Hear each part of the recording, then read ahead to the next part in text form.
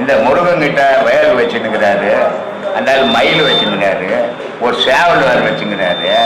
இதெல்லாம் கடவுளுக்கு எதுக்கியா அப்படின்னு கேள்வி வரும் இல்லையா? ஆனா இதனுடைய நிறங்களையும் இதனுடைய செயல்களையும் நம்ம யோசிக்கிறதே இல்லை மனுஷன். ஒரு கதை கூட இருக்கு இல்லையா? கதை இருக்கட்டும், கதை இல்லாத போட்டோமா, நிஜம் என்னன்றதை இவனால அறிய முடியாது, இல்லை தவிக்கிறான் மனுஷன் இல்லையா? ஒரு சேவல் இருக்குது, ஒரு வேல் இருக்குது, இல்ல ஒரு மயில் இருக்குது, ஒரு பாம்பு இருக்குது. மயில் இருக்கிறதுல பாம்பு நிக்காது, என்ன கொத்தி போட்டுரும். ஆனா இங்க எல்லாம் ஒன்னா ஒற்றுமையா இருக்குது, மூணு. இதுக்கு என்ன காரணம்டான்னு மனுஷனுக்கு புரியல.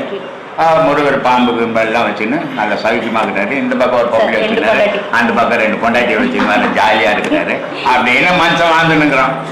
2 பொண்டாட்டின்றது பொண்டாட்டி கடவுளுக்கு நேரத்துக்கு 2 பொண்டாட்டி தான் உண்மை. சம்பாதிச்சு சோறு போடுறோம்னு 4 பொண்டாட்டி வைக்கிறான். ஆனா அந்த சம்பா